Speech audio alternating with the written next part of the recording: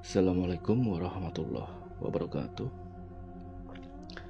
Berjumpa kembali dengan Bragivari Channel. Pada kesempatan kali ini saya akan menceritakan sebuah cerita yang disampaikan oleh Mang Pesa. Nah, Mang Pesa ini pun juga pernah menjadi narasumber ketika dulu saya membawakan beberapa kali telling story juga.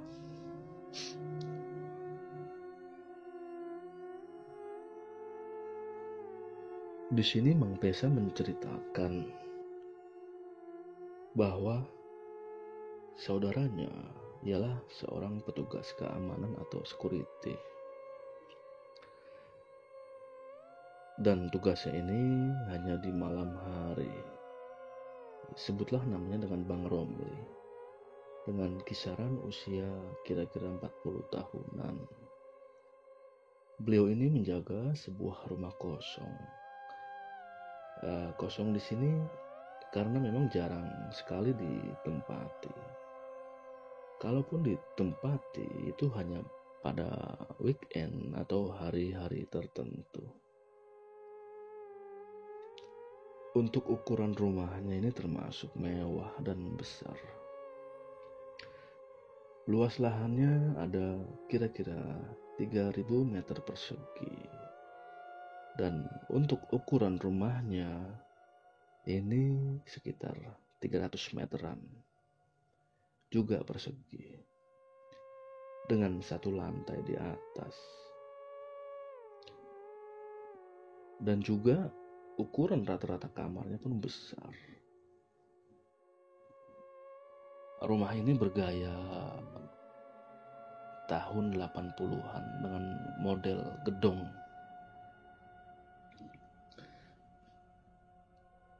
Kemudian untuk berjaga atau berdinas, Bang Romli ini ada tempatnya sendiri di pos security.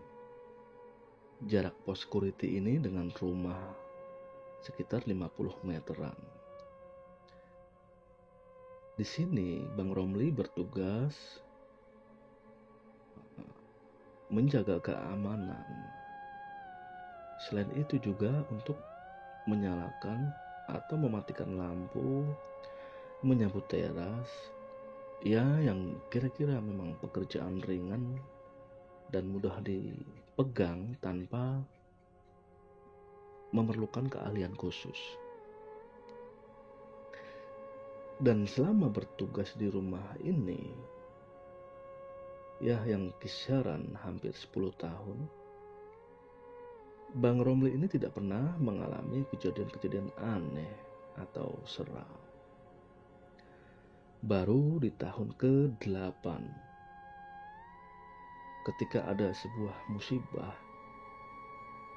seorang yang teknisi mesin air ini meninggal dunia akibat terkena setrum.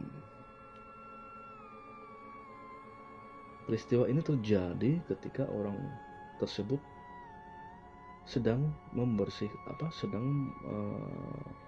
menservis mesin airnya. Dan kebetulan pas kejadian tersebut, Bang Romli ini sedang keluar membeli sesuatu. Kemudian ketika ia kembali, bapak ini sudah meninggal dunia. Dengan kabel yang masih menempel di tangannya. Ya, singkatnya karena memang ini murni kecelakaan kerja. Korban pun langsung diserahkan kepada keluarganya. Dan pada intinya masalah ini sudah diselesaikan dengan baik. Karena pada dasarnya keluarga juga memandang bahwa ini adalah murni musibah.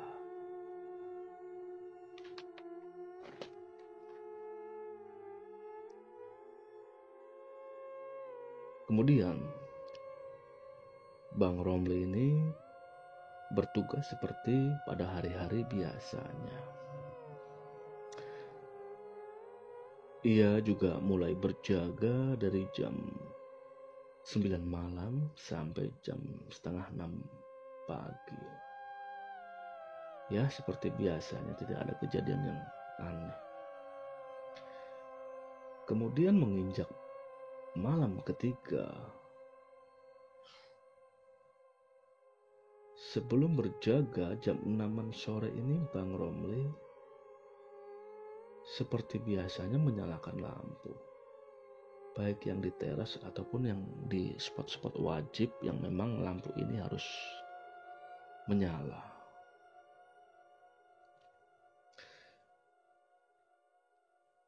Dan pada waktu itu Bang Romli ini sudah mulai merinding-merinding. Namun ia berusaha cuek. Kemudian ia pulang dan melanjutkan lagi berjaga di jam 9 malam. Dan singkatnya ini Bang Romli ini datang ke rumah tersebut seperti biasanya. Dan namun kira-kira pukul 12 malam, Bang Romli ini mulai mendengar ada kegaduhan yang sumber suaranya berasal dari dapur. Entah kegaduhan apa. Namun yang ia dengar adalah pintu kulkas, kemudian seperti penggorengan dan lain-lain ini seperti dibanting-banting. Dia ini kaget. Lalu dengan serta-merta ini Bang Romli mengecek ke dapur. Dan ketika pintu dapur dibuka, betul Bang Romli ini melihat alat-alat memasak di dapur ini berantakan. Bahkan pintu kulkas pun dalam keadaan terbuka.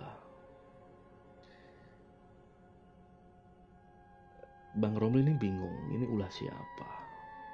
Karena dia yakin hanya ada dia seorang diri. Dan akses untuk masuk ke rumah ini hanya ada di depan, di lokasi di mana ia berjaga. Jadi tidak mungkin jika ada orang yang masuk ya. Ini asumsi dari Bang Romli.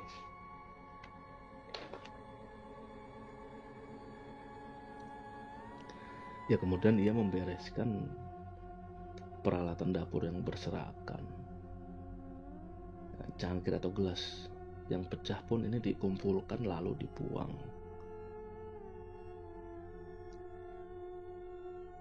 Hal ini memakan waktu sekitar setengah jam. Lalu setelah ini selesai, Bang Romli kembali ke posnya dan beristirahat, sekedar menikmati kopi dan menghisap rokoknya. Kemudian ia melakukan rutinitas seperti biasa, berpatroli di dalam lokasi tempat ia berjaga. Dan hal ganjil ini sudah mulai terasa ketika Bang Romli ini berjalan ke arah belakang rumah. Yang di situ memang ada satu tower untuk toren air ya, penyimpanan air. Ini tempatnya memang agak di sudut dan agak gelap. Dengan ia memfokuskan pandangannya, Bang Romli ini melihat sesosok bayangan hitam ini sedang duduk menunduk. Bang Romli ini segera mendekati sesosok hitam tersebut. dan di jarak dengan sosok tersebut kurang dari 2 meter, sepertinya sosok tersebut ini sadar dengan kehadiran Bang Romli. Sosok ini langsung diam mematung.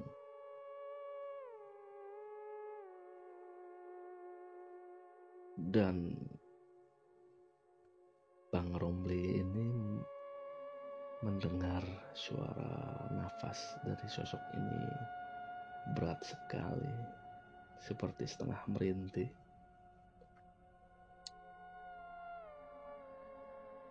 Namun satu sisi Bang Romli ini juga memberanikan diri untuk melihat siapakah sosok ini. Dan dengan keberanian yang dipaksa ini Bang Romli mendekati sosok tersebut. Dan tahukah Anda apa yang dilihat Bang Romli?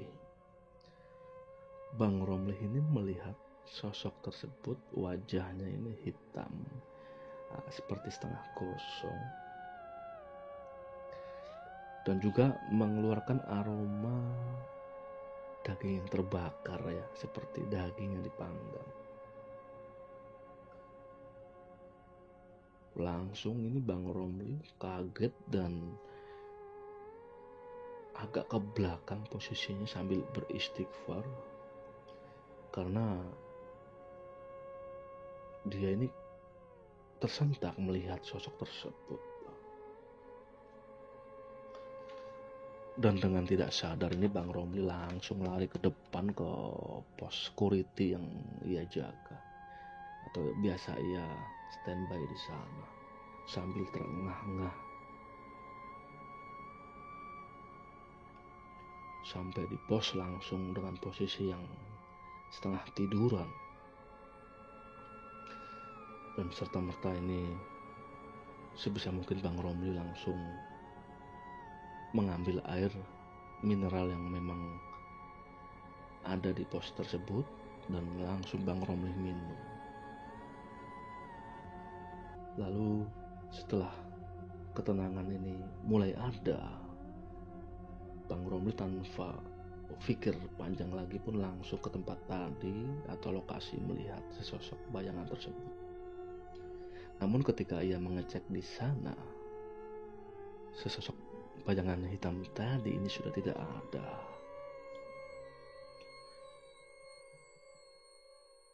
Dan perlahan-lahan suasana ini normal kembali.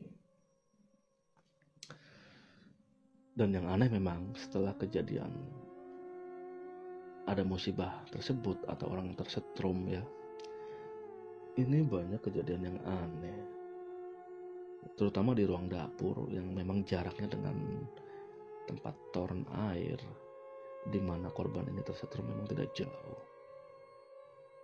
Seperti ada suara bantingan, kemudian barang-barang yang ada di dapur ini selalu berserakan. Ini yang Bang Romli ceritakan kepada Mang Pesa. Kejadian yang ia alami, dan jujur menurut Bang Romli ini seperti ada beban ketika sore hari mau menjelang malam, karena sudah pasti ia akan mendengar hal-hal yang ganjil ya. Namun karena memang tuntutan profesi dari tugasnya atau tanggung jawabnya, Bang Romli ini tetap menjalankan tugasnya dengan penuh tanggung jawab. Nah, kemudian juga Bang Romli ini menjelaskan setelah memasuki atau lebih dari 40 hari, kondisi rumah ini mulai normal kembali. Sudah hampir tidak ada kejadian-kejadian yang aneh atau hawanya tidak enak. Ya seperti sedia kala.